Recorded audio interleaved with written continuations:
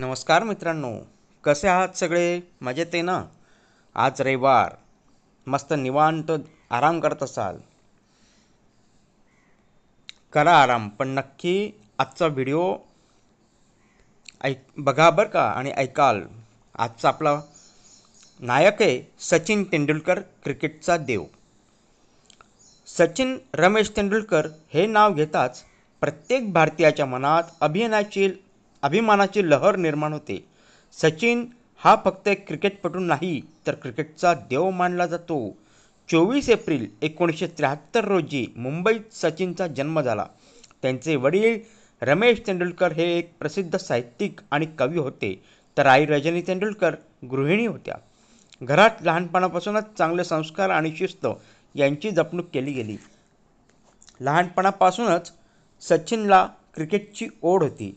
त्याच्या भावाने त्याला क्रिकेटकडे वळवले आणि रमाकांत आचरेकर या प्रशिक्षकाकडे त्याला नेले. आचरेकर सरांच्या कठोर प्रशिक्षणामुळे सचिनचे तंत्र अधिकाधिक परिपूर्ण झाले.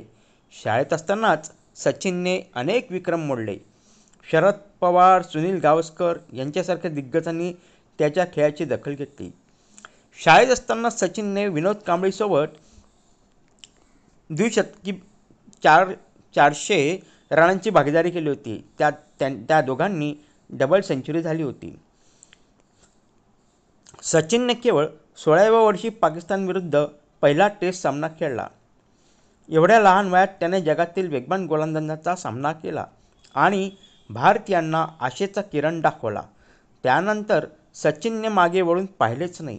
त्याची कारकीर्द जवळपास 24 वर्षे चालली, जी अत्यंत दीर्घ आणि यशस्वी ठरली. सचिनची फलंदाजी नेहमीच तंत्रशुद्ध, आकर्षक आणि प्रभावी होती.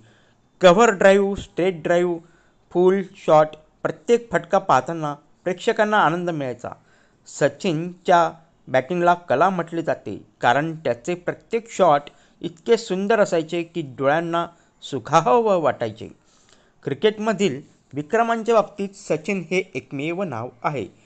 टेस्ट सामन्यात सर्वाधिक धावा, सर्वाधिक शतके, वनडेमधील पहिले दुहेरी शतक, सलग वर्षानुवर्षे उत्कृष्ट कामगिरी अशा कितीतरी विक्रमांनी तो जगभरातील क्रिकेटप्रेमींच्या हृदयात वसला आहे. 2011 सालचा विश्वचषक सचिनच्या कारकिर्दीतील सर्वोच्च क्षण होता. त्याने अनेक वेळा हा चषक जिंकण्याचा प्रयत्न केला होता, पण यश 2011 मध्ये मिळाले. महेंद्रसिंग धोनीच्या नेतृत्वाखाली भारताने विश्वचषक जिंकला आणि सचिनचे स्वप्न पूर्ण झाले. सचिनने अनेक प्रसंगी भारतासाठी स्वतःला झोकून दिले. दुखापतींना न जुमानता त्याने सामन्यात भाग घेतला.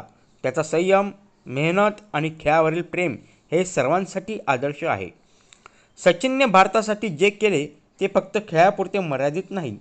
त्याने संसदेत, राज्यसभेचे सदस्य म्हणून काम केले आणि समाजकार्यात सक्रिय सहभाग घेतला. शिक्षण, आरोग्य, क्रीडा, विकास अशा अनेक क्षेत्रात त्याने योगदान दिले. त्याला भारतरत्न हा सर्वोच्च नागरी पुरस्कार मिळाला. हा पुरस्कार मिळवणारा तो पहिला खेळाडू ठरला. तसेच पद्मविभूषण, पद्मश्री, अर्जुन पुरस्कार, राजीव गांधी खेलरत्न अशा असंख्य पुरस्कारांनी त्याला गौरवण्यात आले. सचिनच्या यशामागे त्याची मेहनत आणि कुटुंबाचा पाठिंबा खूप महत्त्वाचा आहे.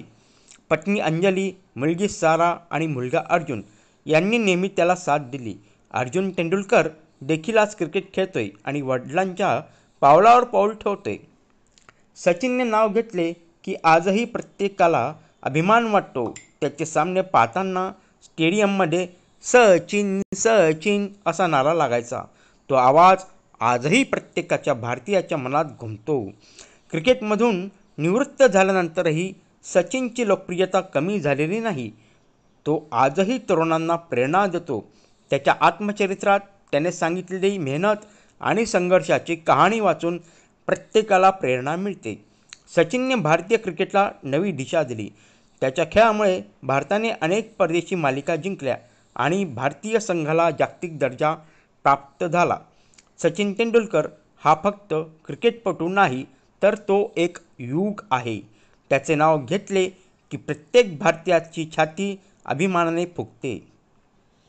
आज आणि उद्याही सचिन तेंडुलकर हे नाव प्रत्येकाला प्रेरणा देत राहील. म्हणूनच त्याला क्रिकेटचा देव असे म्हटले जाते आणि हे खरेही आहे.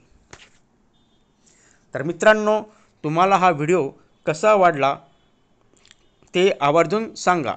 कमेंट करा, लाईक करा, सबस्क्राईब करायला विसरू नका. तर भेटूया पुढच्या दिवशी एक नवीन व्हिडिओ घेऊन. तोपर्यंत नमस्कार.